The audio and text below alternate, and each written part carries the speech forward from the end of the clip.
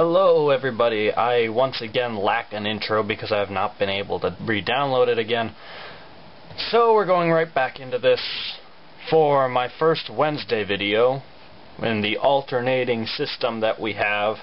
Look wherever the corner where the Lidl post will be, there will be a link to it so you understand what we're doing here. And just a new thing until the other people in the table start posting again. What I will likely be doing on my Wednesday videos will be talking about books I am reading and having a count for the number of books I've read in a year. I have a goal to read about 90 books by the end of this year. I hit around 80 this last year. I wanted to do 100, but I just don't see that being entirely feasible.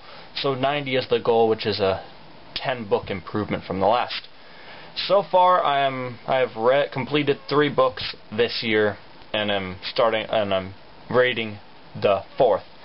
First one was the first volume of Harlan Ellison's anthology that he edited, Dangerous Visions. The second was Margaret Atwood's Oryx and Crake. The third was How to Live Safely in a Science Fictional Universe, and the one I'm currently reading is Galileo's Dream by Kim Stanley Robinson. I am not going to be talking about Harlan Ellison's anthology because I read it about 2 weeks ago, finished it on January 4th. I'm going to talk instead of Oryx and Crake and How to Live Safely in a Science Fictional Universe. First, I'm going to talk about this one. Oryx and Crake is a book that is post-apocalyptic, sort of dystopian. It's dystopian and post-apocalyptic. Dystopian because pre-apocalypse in the book is very dystopian, very corporatized, and basically people running around doing things they really shouldn't be doing with the power science has given them, like basically doing a whole lot of genetic engineering and altering the entire ecosystem of the planet because we want more money and more production.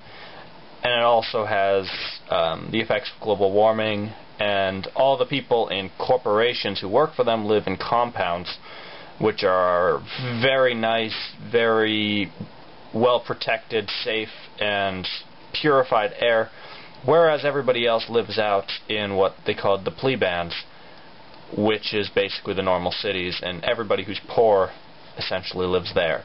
Oryx and Crake, like anything else by Margaret Atwood, is an extremely good book, or at least the 2 books I've read from Margaret Atwood. The other one that I've read is The Handmaid's Tale, which is a feminist book about a dystopian future where basically the religious extremists of around the Reagan Revolution, the extreme right wing, basically take power, and it follows the life of what are called handmaids in this dystopian, authoritarian, theocratic society. Oryx and Crake is a very good book. It's not quite as good as The Handmaid's Tale, but I suggest you read it because I think it was one of the better books released in 2009 that I have read. The other one is How to Live Safely in a Science Fictional Universe by Charles Yu. Charles Yu is a newer author, younger, and this is only his second book he has ever written. It is a book about a guy who is stuck in a time loop because there's time machines in this book, and the book is written as if the main character in the book is Charles Yu. The author of the book also is the main character. Inside the book, it is read as if he is in the middle of writing the book that you are reading, and he's also reading the book that he is writing.